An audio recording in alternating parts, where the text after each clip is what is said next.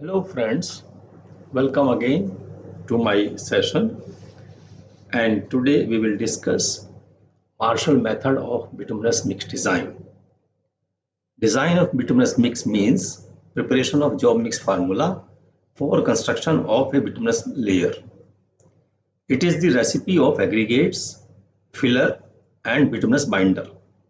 You can find several methods in textbooks to design a mix, but the Marshall method of mix design is most commonly used and it is recommended in Indian standards also. So let us see what is the mix design. The bituminous mix design is determination of the proportion of bitumen, filler, fine aggregate and coarse aggregates to produce a mix which is workable, strong, durable and economical. These mixes are designed to withstand heavy traffic loads under adverse climatic conditions and also to fulfill the requirement of structural and pavement surface characteristics. So if you summarize the information given in these two sentences, you can define the objectives of mix design. The first objective is resistance to permanent deformation. It means the mix should not displace under traffic load. It is a measure of rutting in the pavement and that is critical at high temperature. It can be controlled by aggregate quality and its gradation. The second objective is to provide resistance to fatigue. The mix should not develop cracks when subjected to repeated loads over a period of time. This is achieved by selection of suitable mix of aggregate and binder. Resistance to low temperature cracking is important in cold region. It is primarily influenced by low temperature properties of bitumen binder and therefore can be minimized by selection of suitable grade of the binder. The fourth property is the durability. It is to sustain the combined effect of adverse weather and repeated traffic load. And this can be achieved by selecting proper binder content to ensure an adequate film thickness around the aggregate particles. The compacted mix should not have high air voids which accelerate the aging process. Resistance to moisture induced damage. Some mixes lose adhesion between aggregate surface and bituminous binder in the presence of moisture or water. Majorly a property of aggregates, but binders can also play some role. If mix is prone to stripping, then some anti-stripping agent may be added. The permeability of the mix should be low to achieve better resistance to moisture-induced damage. Skid resistance is important only for mixes that are used in wearing course. Aggregate characteristics like shape, texture, and resistance to polishing are primarily responsible for skid resistance. And finally, the workability. The mix should be capable of being placed and compacted easily. No test is available to quantify workability of a mix, but it can be controlled with suitable adjustment to the mix design. So these are several objectives of mix design. Now the total procedure of Marshall method of mix design can be divided into several steps. The first is aggregate evaluation. Whatever aggregates are available at site, we should see whether they are suitable for use in a layer or not. The second is evaluation of bitumen. So the selection of grade of binder is important depending upon the traffic loading and climatic conditions. Once we approve the aggregate and bituminous binder, then we prepare the Marshall specimen, carry out density and wires analysis, and then we test the sample for stability and flow, analyze these results, and find out the optimum binder content. Aggregate evaluation means testing of aggregates to judge their suitability for use in road construction. And certain tests are mentioned in the specifications, and all these tests must be conducted as per standard code of practice. The tests which are specified are impact value, Los Angeles abrasion value, flakiness index, elongation index combined, cleanliness and deleterious materials, durability and soundness test, specific gravity and water absorption test. Polishing value is required only when the aggregate is to be used in the top layer, stripping test, and gradation. After you declare that aggregates are suitable for use, the next step is to decide the gradation of the aggregate. And it will depend upon the type and thickness of the bituminous layer. Grading should not be uniform or gap graded. A densely graded aggregate offers high friction resistance and greater area of load transfer. The gradation that results in maximum density would offer high stability in the mix. The theoretical gradation could be used as a starting point to arrive at required gradation by trial and error method. Now, grading is specified for different types of layers like TBM, bituminous concrete, HDBC, SMA, and other layers. The maximum density curve is obtained using Fuller equation. Here, P is the percent passing on size D and capital D is the maximum size of aggregate. Fuller and Thomson found value of N to be 0.5, but in super pave gradation, a value of 0.45 is recommended. But we should remember that gradation of maximum density may not provide sufficient wires in the aggregate for enough bitumen to provide adequate film thickness for maximum durability. And therefore, IRC has identified grading for different types of bituminous mixes. For example, for bituminous concrete, the grading 1 and grading 2 are specified, and these depend upon the layer thickness for 50 to 60 millimeter and for 30 to 45 millimeter. Now, if you take the midpoint of this gradation and plot it on maximum density curve, you see here that they are very close. But a gradation in close proximity to maximum density line generally gives low wires in mineral aggregate, and that would result in less durable mix. VMA increases as the gradation line moves away from the maximum density line. It can be up or it can be down. And target gradation should deviate from maximum density line, especially at this size 2.36 millimeter C. Now here I would like to say three things: that if your fine aggregate is predominantly sand, it is better to stay below the maximum density line to minimize the amount and effect of sand. If crusher dust is used as fine aggregate, then gradation may be chosen above the maximum density line, but not much above.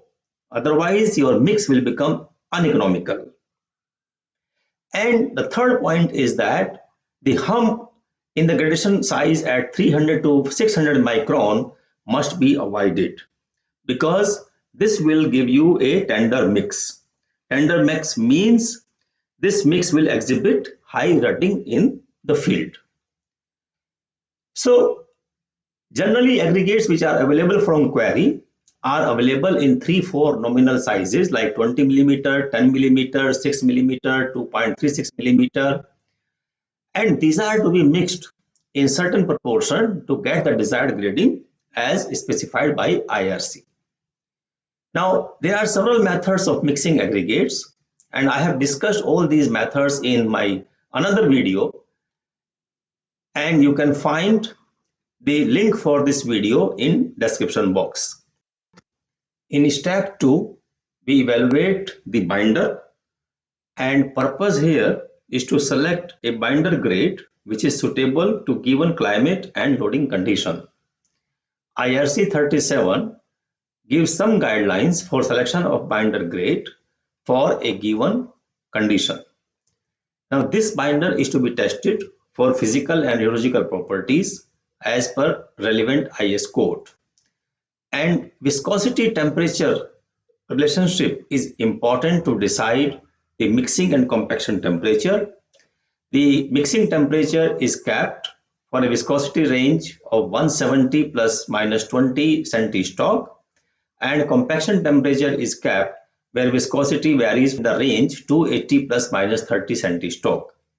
As a thumb rule, mixing temperature is 110 degrees centigrade plus softening point of the binder, and compaction temperature is around 50 degrees centigrade plus softening point of the binder.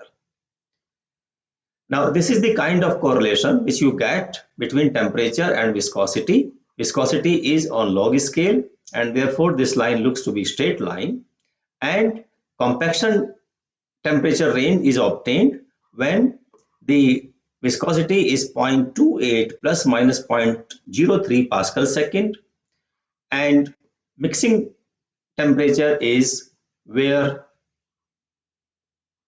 the viscosity is in the range of 0.17 plus minus 0.02 Pascal second. Now, these viscosities are obtained using Brookfield viscometer and U-tube viscometer. After evaluation of bituminous binder, the step 3 is to prepare Marshall specimen.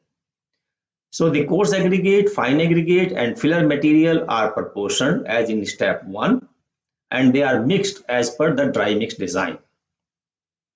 The required quantity of aggregate mix is taken so as to produce a compacted bituminous mix specimen of thickness 63.5 mm and 100 mm diameter. And generally, to make this specimen, we need 1200 grams of aggregate and filler. Now, this dry mix of aggregate and filler is heated to a temperature of 150 to 170 degrees centigrade. The compacted mold assembly and hammer are also cleaned and kept preheated to a temperature of 100 to 145 degrees centigrade. Bitumen is heated separately, and required quantity of first trial percentage of bitumen is added to the heated aggregate, and it is now thoroughly mixed. This mix is now placed in the mold, and it is compacted by a rammer with about 75 blows on each side. The weight of the hammer is 4.54 kg and height of the fall is 45.7 centimeter. The compacted specimen should have a thickness of 63.5 plus minus 3 millimeter. This specimen is now extracted using a sample extractor after the curing time, and 3 specimens should be prepared at each trial bitumen content, and this trial bitumen content should be varied in 0.5% increment from 4.5 to 6.5%. And this is the type of sample you get after extracting from the mold. The fourth step is to carry out density and wires analysis. For each compacted specimen, we find out the bulk density, that is, and the theoretical density. The bulk specific gravity GB is weight in air divided by volume of the specimen.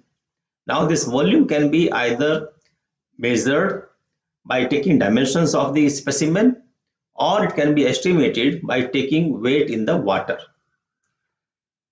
The maximum theoretical specific gravity of the loose mix can be determined either by Rice method or by using following equation. Now, this equation basically requires proportion of coarse aggregate P1, proportion of fine aggregate P2, filler P3, and proportion of bitumen P4, and G1, G2, G3, G4 are their respective specific gravities. If you want to use Rice method, then the loose mixture at room temperature is prepared and all lumps are broken. This mixture is then kept in this apparatus and a vacuum is applied. Now, this vacuum will remove all air, and that wires will be filled by water, and we take the weight of this vacuum created sample, and that gives you the theoretical maximum density.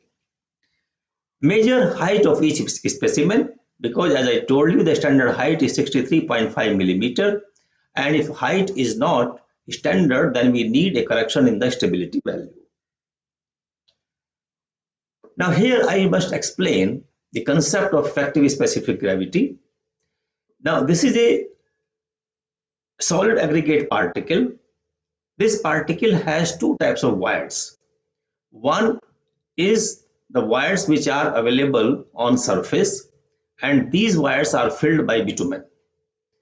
Now this is the inner wires which are not filled by bitumen. So we have two types of wires in each aggregate particle. So effective volume of this aggregate particle is volume of the solid particle plus volume of surface wires which are not filled with bitumen. And therefore, this effective specific gravity is dry weight of aggregate divided by effective volume. And effective volume, I told you, it is volume of solid plus volume of surface wires not filled with bitumen.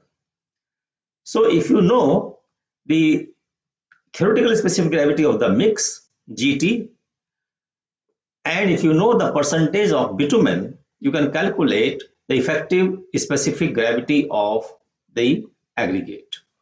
That is the equation 100 minus Pb upon 100 upon GT minus Pb upon Gb. Now this effective specific gravity indicates how much bitumen is absorbed by the aggregate.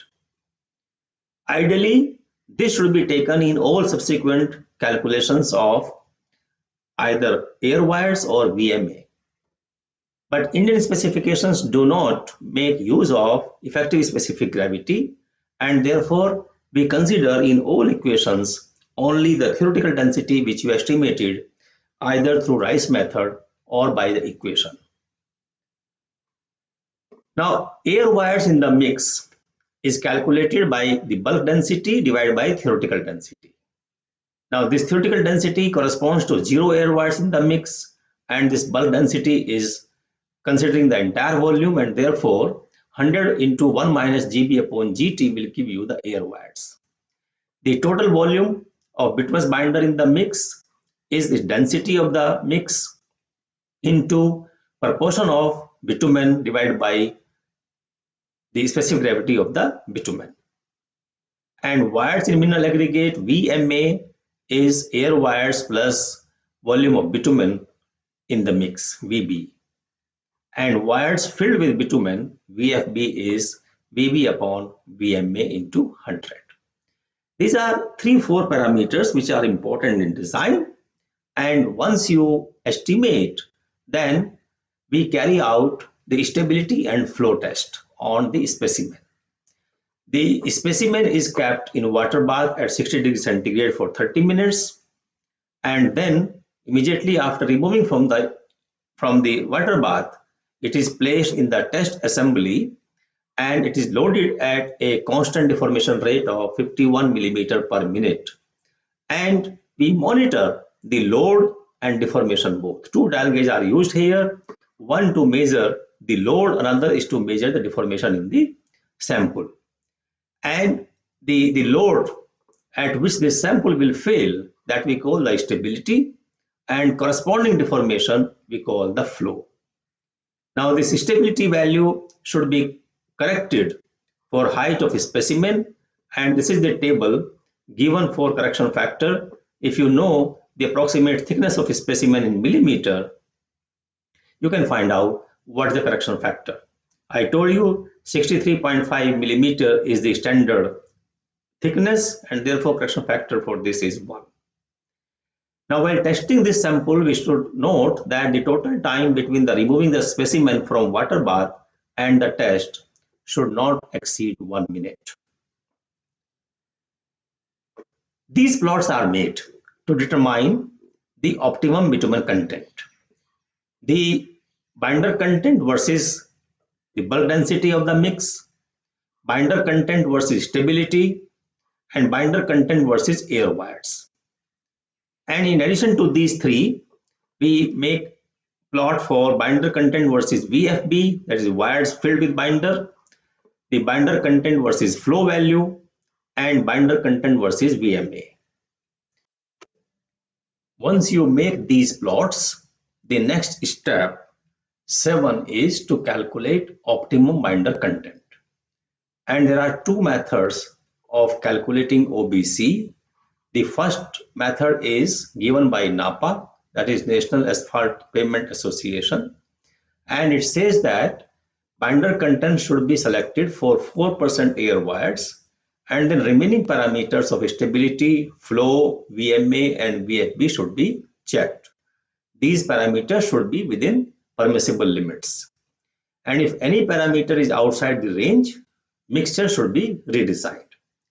The second method is as per Asphalt Institute method, which is given in MS2, and this is the method used in India also. We take the average of three values: binder content corresponding to maximum stability, binder content for maximum density, and binder content for midpoint of the range for air wires.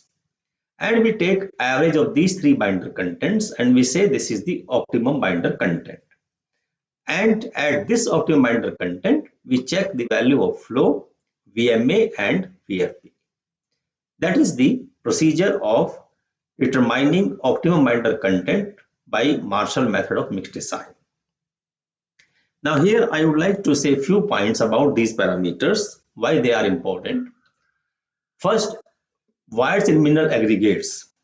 VMA is the total volume of wires within the mass of compacted aggregate, and it significantly affects the performance of the mix. If VMA is too small, then mix may not be durable, and if VMA is high, it may create the problem of stability. VMA high means there are more wires and therefore you need more bitumen to fill those wires, and these mixes may not be economical. VMA has two components. One, wires filled with binder, VB, and second component is air wires.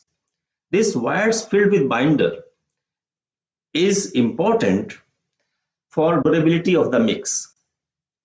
Durability of the mix basically depends upon the film thickness. Asphalt content together with gradation will determine the film thickness. Film thickness on each particle of the aggregate. If this thickness is not adequate, then it may cause very fast oxidation of the binder. And this can also result in penetration of water through this very thin film, and that can result in the problem of stripping or potholes. The second component of air wires is important for aging and permeability of the mix. Now these are the wires which are available for thermal expansion of the binder during hot weather. If air wires is too small, then it may create the problem of bleeding. The bitumen will ooze out during hot season. This VMA depends upon the maximum particle size in the mix, and IRC specification provides the minimum value of VMA for each type of mixes.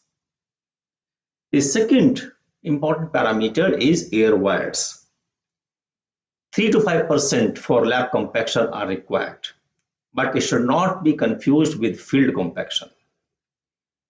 You should remember that load transfer in HME layers is through intergranular contact and resistance to flow of the mix, and therefore high shear resistance must be developed in hot mix asphalt layer to avoid additional compaction due to traffic.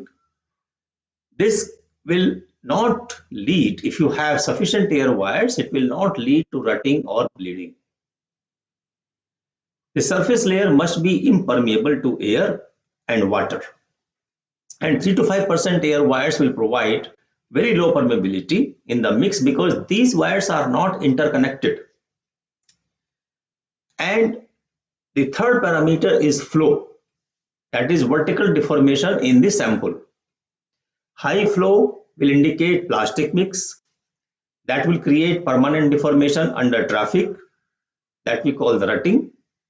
And if flow value is low, that means the wires are high, the bitumen is insufficient, and therefore mix will not be durable, and it may crack due to brittleness in the mix.